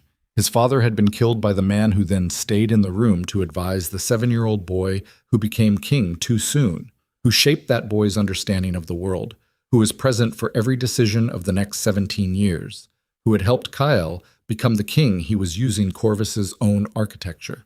The anger in Kael's chest didn't get louder. It got quieter. It went down past the register of sound entirely into something that was more like the ground itself, deep and cold and bearing weight without limit. Step away from her, he said. Kael, step away from her right now. Corvus looked at him for a long moment. He was reading the same thing Seraphina was reading, the specific quality of what was standing in front of him, which was not grief and not rage, but something past both of them, something that had burned clean through to its own foundation. You're not going to make a reasonable decision right now, Corvus said. No, Kael agreed. I'm not. Corvus moved, not toward Seraphina, away, toward the mill's side wall, putting the lamp between them, the blade coming up. He moved like the tactician he was, finding the defensive geometry of the room, and Kael moved with him, and the distance closed, and the lamp went over, and one side of the mill went suddenly dark, and Seraphina's voice came sharp and immediate from the wall. Kael, left. He dropped. The blade came across the space where his neck had been. He came back up inside Corvus's guard with everything he had left, ribs screaming, shoulder burning, arm running blood freely down into his palm, and drove the man back against the wall and pinned the blade hand and held him there in the dark with his forearm across Corvus's throat and the old advisor's feet barely finding the floor. Corvus looked at him. For the first time in 22 years, the careful face was simply gone. What was underneath it was tired, old. The expression of a man who had been running a very long calculation and had reached the final line. You have the evidence, Corvus said. His voice was compressed by the forearm across his throat, but intact. You don't need to do it this way. I know, Kael said. Then don't. You're better than your father was. He would have... Don't, Kael said very quietly. Use him. Not right now. He held Corvus against the wall until the man stopped trying to find leverage. Then he stepped back and looked at what he was holding. The blade he'd taken in the exchange, slick in his palm. He looked at it for a moment. Then he set it on the floor, point down, deliberately. You'll face the pack, he said. Every wolf you endangered, every family. You'll stand in front of them and the council will hear it, and it will be done by law. His voice was even and cold as the granite floor. Because that is the difference between you and me. He crossed to Serafina and crouched behind her and worked the binding at her wrists. His hands were shaking slightly, the adrenaline processing out of a body that had given more than it had in reserve. He got the first knot, then the second, and her hands came free and she pulled them around in front of her slowly, circulation coming back painfully by the way she held them. She turned to face him, the swelling eye, the blood at her mouth. She looked at his shoulder and his forearm and his ribs, and did the healer's rapid triage that he could see happening behind her eyes, whether she intended it to show or not. "You're losing too much blood," she said. "I know." "The rib, I know." He looked at her face, at the damage Corvus had put there and the specific quality of her that was still intact underneath it, that core of her that apparently nothing had found a way to touch. "Can you walk?" "I've been walking since before you were born," she said. Something in his chest that was not the cracked rib shifted in a way he had no category for. He almost said something. He had a half-sentence ready that he'd been carrying for 8 years in one form or another, and the mill was dark and Corvus was on his knees against the wall, and the crimson moon was coming through the gaps in the timber roof, and there would never be a moment less suited to what he wanted to say. He said it anyway. "Sarah." The mill door blew inward. 4 wolves threw it fast, Silverfang formation, Aldrich at the point. And behind them, filling the doorway, 3 more. And behind those 3, visible in the gap, the grain road still orange with torchlight, and the sounds of a fight not yet finished. And Aldrich's face when he found Kyle in the dark was the face of a man who had run very hard and was not done running. "The formation reformed," Aldrich said. "Someone rallied them. New commander. We need you back, Kale. Now." Kale looked at Aldrich. He looked back at Serafina. She was already standing. Her hands were steadier than his. She had found the fallen lamp and righted it, and the flame had caught, and she was looking at him in the thin recovered light with an expression he could not fully read and had never been able to fully read, and had spent 8 years not letting himself try hard enough. "Go," she said. "You're not staying here." "I'm not staying anywhere." She looked at Corvus on the floor. "I'll bring him in. You go hold your pack." Aldrich was watching them both with the expression of a man who understood everything he was seeing and had the discipline not to acknowledge any of it.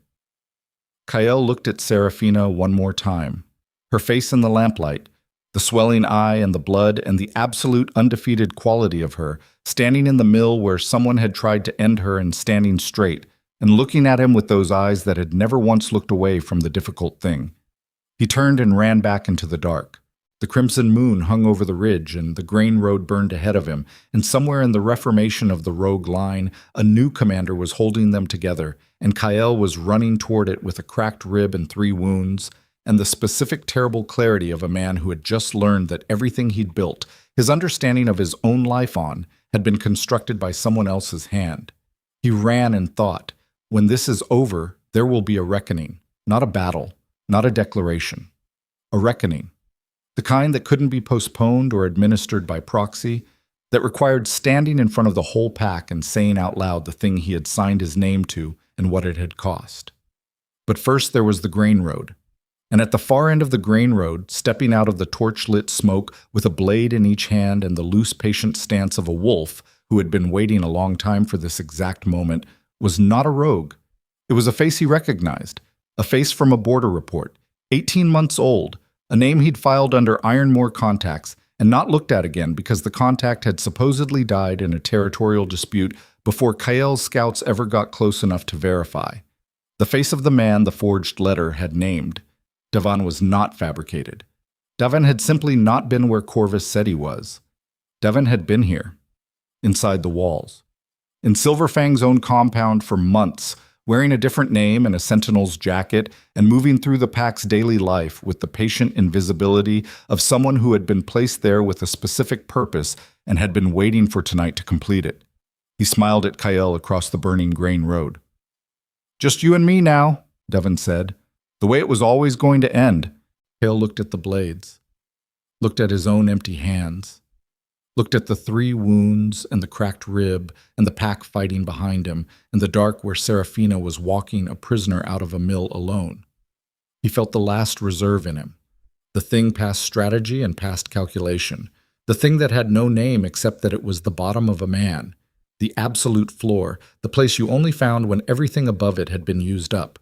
It was very quiet down there, and very clear. He took one step forward onto the burning grain road.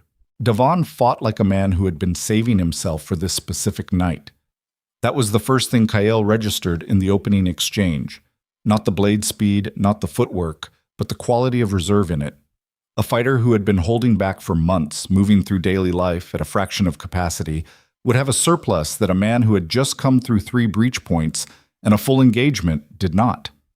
Devon had that surplus. Kyle did not. The first 2 minutes were survival mathematics. Kale worked the geometry of the grain road, the burning torch brackets on the left wall, the supply crates stacked on the right, the uneven stone underfoot where the old paving had heaved through years of frost. He used the terrain the way he used everything he had left, which was with the specific economy of a man who understood that waste was no longer an option.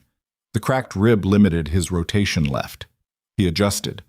The forearm wound made his right grip unreliable past a certain force threshold. He adjusted. He fought around the damage the way water found a route through stone. Not forcing, not ignoring, just moving through the available space. Devon was patient. That was his quality. The patience of someone who had embedded in an enemy pack for months, eating at their fires, learning their rhythms, watching and waiting without the luxury of reaction. He pressed Kyle on the left side consistently, targeting the rib, and Kyle let him think it was working better than it was and waited for the moment the pattern became assumption. It came at the 2-minute mark. Devon committed to the left press with the confidence of a man who had tested the wall and found it soft, and Kyle didn't rotate away. He rotated into it, inside the blade's arc, and the exchange that followed was ugly and close and cost them both something, but only one of them had more to give. Devon went down on the grain road stones with Kyle's knee across his chest and the blade knocked 6 feet away, and he lay there breathing in the specific, controlled way of a man taking inventory of his own damage and finding the accounting unfavorable. Around them, the rogue formation had stopped. Without Devon's command presence, the reformation had stalled. Silverfang wolves holding the perimeter, rogues reading the grain road and making the calculation that most living things make when the variables shift hard enough in one direction. Kale looked up at the assembled rogues. He was breathing through his mouth because the rib made nose breathing too costly. He had blood on his hands from the forearm wound and blood on his jacket from the shoulder, and he looked, he understood, like the result of a serious night, which was accurate. "It's done," he said. His voice carried across the grain road and the burning torches and the stopped formation. "Your commander is down. Your alpha is in custody. The pack that hired you to compress our borders is finished." He looked at the faces in the torchlight. Not trained soldiers, most of them, wolves displaced by territory loss and economic collapse and the specific desperation that made a man available for work he wouldn't otherwise take. "Walk away. Whatever you were promised, the man who promised it can't pay it. Walk away, and I won't send anyone after you." A long moment, the kind of moment that had a physical weight. Then the rogue formation broke. Not in panic, in the quiet, decisive way of people who had run the numbers and found a clear answer. They turned and moved toward the outer breach points, and Kyle watched them go and didn't move from where he was kneeling on the grain road until Aldrich appeared at his shoulder and crouched down beside him. "You need the healer," Aldrich said. "I know." "The rib alone." "I know, Aldrich." He got to his feet. The rib informed him of this decision in specific and emphatic terms. "Where is she?" She was in the main yard. She had brought Corvus in herself, the old advisor bound at the wrist with a strip torn from the mill's rope supply, walking ahead of her through the north gate with the contained dignity of a man who had decided how he would carry this and was carrying it. 2 of Kyle's sentinels met her at the gate and took Corvus without a word. Seraphina stood in the yard and watched him go, and then stood there for a moment in the torchlight with her arms at her sides, looking at nothing in particular, which was the look of someone processing the end of something that had been running for a long time. Kyle came across the yard. She heard him before she saw him, or she heard his gait, the specific adjustment he was making for the rib, and she turned and looked at him coming toward her, and her face did the rapid triage thing he'd watched it do in the mill, cataloging the damage with the speed of 8 years of professional reflex. "Sit down," she said. "I'm standing." "You're listing. There's a difference." She crossed to him and put her hand flat against his ribs without asking, pressing gently at the point of maximum pain with the clinical directness of someone who had stopped requesting permission for necessary things a long time ago. He kept his face level. She noted the effort and did not comment on it. "2 ribs," she said.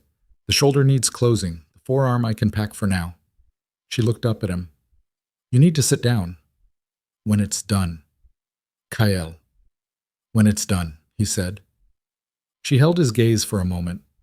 Then she stepped back and let him be what he needed to be for the next hour, which was what she had always done, and which he had never, until recently, fully understood the cost of.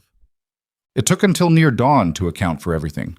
Wounded tallied and treated, breach points secured, rogue stragglers tracked to the border and confirmed departed, Davan and Corvus secured in separate holding under rotating guard with no advisory access.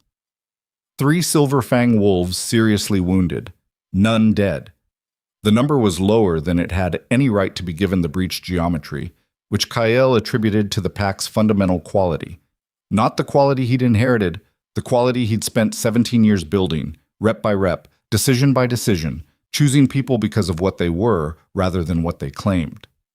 He sat in the healing chamber at last and let Serafina close the shoulder and pack the forearm and wrap the ribs with the focused efficiency of someone operating on no sleep for the second time this week. She worked without talking. He sat on the work table, her work table, the stone-floored room where he'd stood 2 weeks ago watching 61 people fight for breath, and watched her hands. "You're going to tell me to sleep," he said. "You already know you should sleep. Telling you won't accelerate the process." She pulled the wrap tight and secured it. "Lie down when you're ready." He didn't lie down. He sat on the edge of the table and looked at the room. The empty cots, the tallow candles, the shelves of compounds and dried herbs, the instrument she'd set down with such deliberate precision 2 weeks ago when Drin told her a king's request wasn't a request. "The council will sit in 3 days," he said. "Full formal session, Corvus and Devon in front of the pack." "Yes." "I'll be making a statement before the charges are read." She looked up from where she was cleaning her instruments. "About what I signed," he said. "About the inquiry. About what I—" He stopped. "About what I knew and what I chose anyway." Serafina set the instrument down. She turned to face him fully, her back against the work table, her arms loose at her sides, looking at him with those eyes that had always seen more than he was comfortable with and had never weaponized it. "You don't have to do that," she said. "Yes, I do." "Kael, the structural logic was real. Corvus wasn't wrong that the pack needed— The structural logic was a tool he built for me to use against you," Kael said. "He understood my priorities well enough to construct a cage out of them, and I walked into it." He looked at her directly. "I signed the order because I was afraid. I told you that. I was afraid you'd betrayed me, not just the pack, me. And I let that fear operate underneath the logic and tell myself I was being a king." He stopped. "That's what I'm going to say. In front of everyone." She was quiet for a long moment.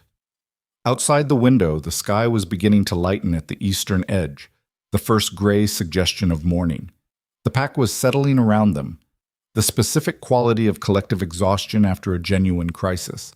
Wolves finding their mates and their families, the sounds of a community taking inventory of itself and finding it present. "He used your father against you too," she said quietly. "Yes." "How are you—" She stopped, chose the word carefully. "How are you holding that?" He thought about it honestly, which was the only way he knew how to answer her. "I don't know yet. I know what I feel, which is something past anger at this point. I know I won't have access to the full shape of it for a while." He looked at his hands, the dried blood still in the creases of his palms from the forearm wound. "My father was going to dissolve the advisory council. He thought it was inefficient. He was probably right. And Corvus killed him for it and then spent 15 years in the room with me, shaping how I understood power and decision-making, and He stopped. And you. And a lot of things. He looked up. Everything I think I know about how to run this pack has Corvus's fingerprints on it somewhere. That's going to take time to sort out. She nodded slowly, not consoling, just acknowledging, the way she acknowledged difficult things by not looking away from them. Some of it will be worth keeping, she said. Not everything a corrupted source touches becomes corrupted. You built real things, Kael. The pack held tonight because of what you built. I know. He said it without false modesty and without pride, just the flat recognition of a fact. That doesn't settle the rest of it. No, she agreed. It doesn't. Those are different accounts. The formal session was 3 days later. The entire pack assembled in the main yard. Every wolf who could stand, and a few who probably shouldn't have but did anyway. The wounded leaning on packmates with the particular stubbornness of people who understood that being present for this was not optional. The sky was clear and cold. The first real bite of autumn fully arrived, breath showing white in the morning air. Kael stood on the longhouse steps. He did not have notes. He had thought about what he was going to say for 3 days, not rehearsing it, but living with it, turning it over until he understood the shape of it well enough to trust himself to speak without the words becoming a performance. He looked at his pack. 12 days ago, he said, your Luna healer walked alone into the forbidden forest and performed a ritual that saved 61 lives. She did it knowing the cost. She did it without asking for recognition or authorization or the chance to explain herself because she understood that explanation and action were mutually exclusive in the time she had. He paused. 8 days ago, I signed an inquiry order declaring her a person under suspicion for the attack she had actually stopped. I signed it because a man I trusted had constructed a situation in which my own principles became the mechanism of her condemnation. And I signed it because I was afraid of what the alternative cost me personally. Both of those things are true. I'm not standing here to tell you only the version that makes me look like a man who was purely deceived. I am telling you the whole version. The yard was completely silent. Seraphina Vale committed no crime against this pack. She committed the opposite of a crime. What was done to her? The forged evidence, the inquiry, the 8 days she spent in holding while I worked to build a case I already doubted, that was done by this authority. By me. And it will be acknowledged as such in the official record of this pack, which means it will be there as long as Silverfang stands. The account will not be cleaned up. He looked across the yard to where Seraphina stood near the back, at the edge of the assembled pack, as if she'd been uncertain whether she was included in the gathering.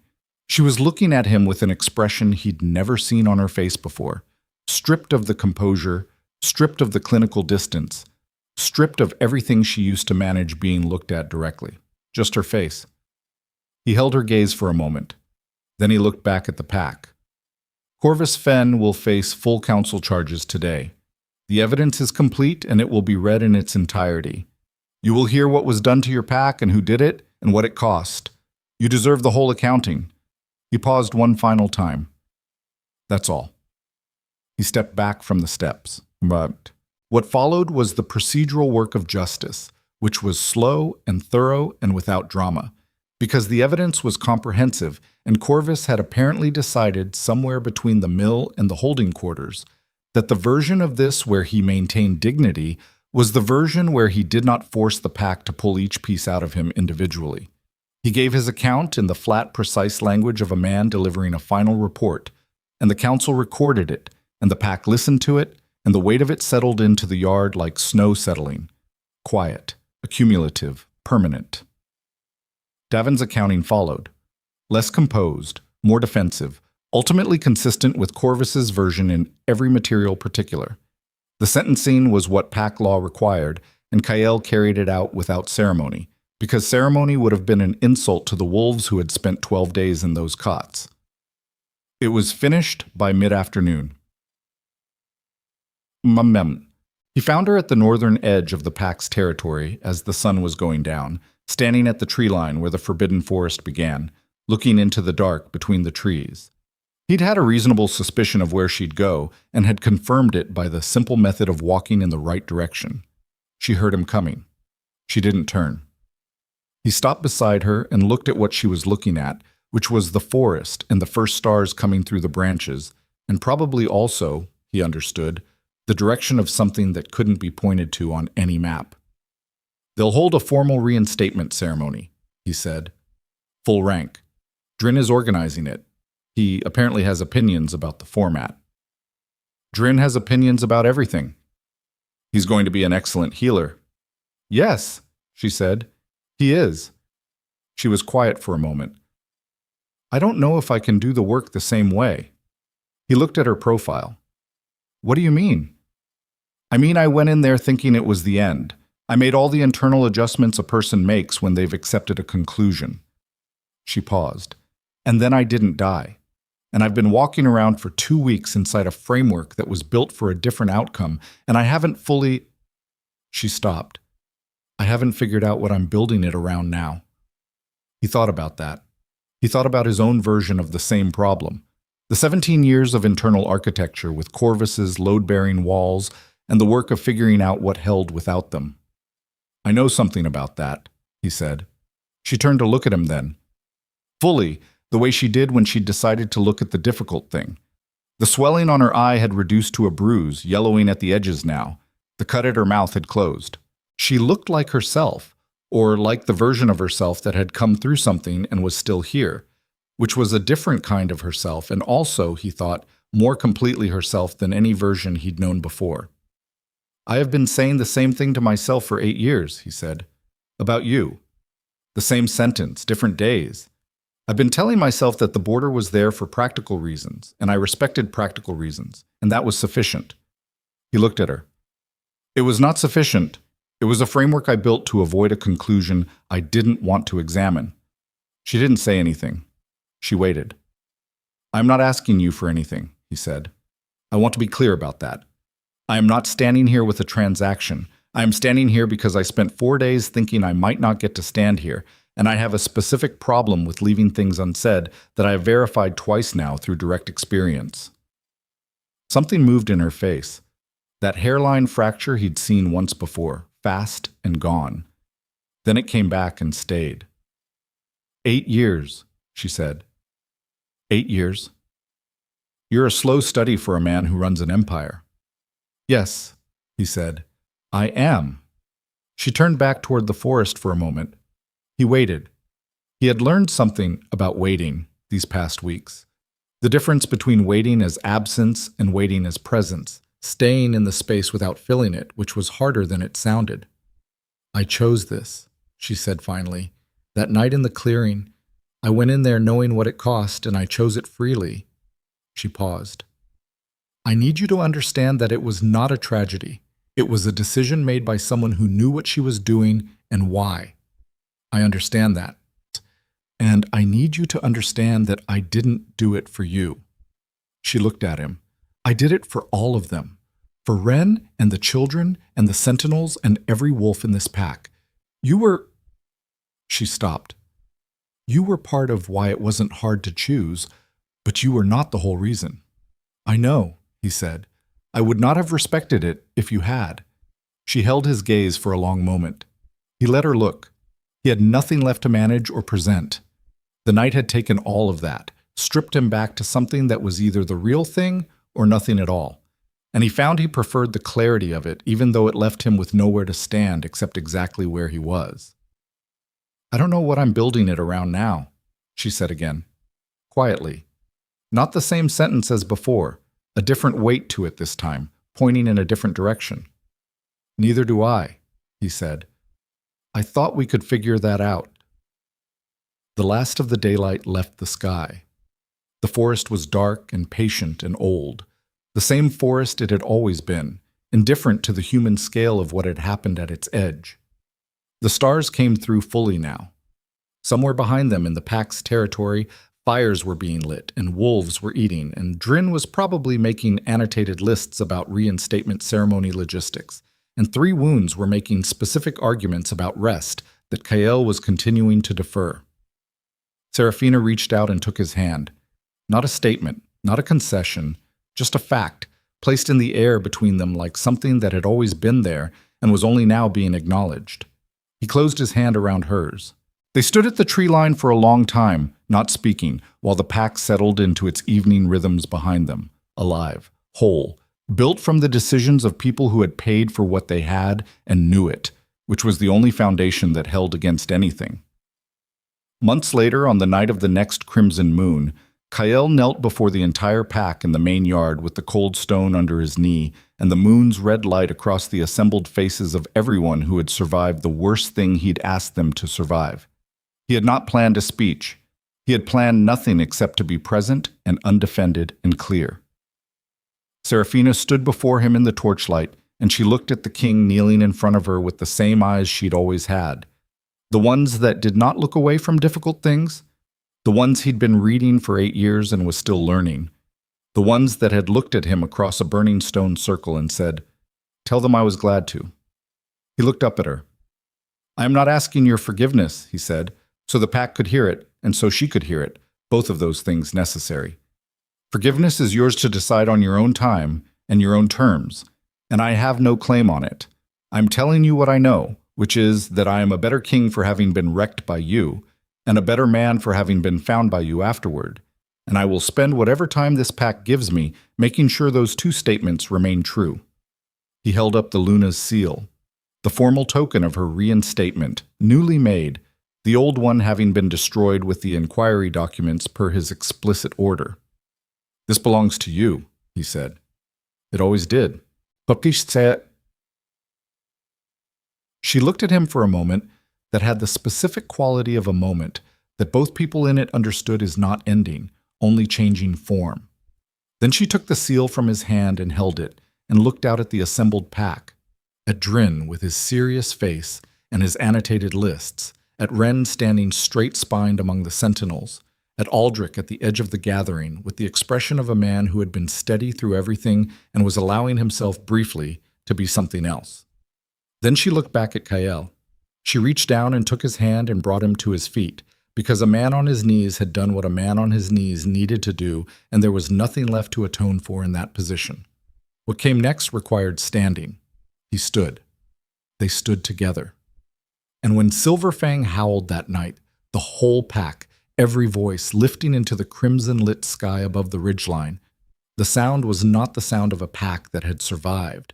It was the sound of a pack that had been through the deepest dark of what they were and had come back knowing exactly what they were made of, which is the only kind of strength that does not need to be performed.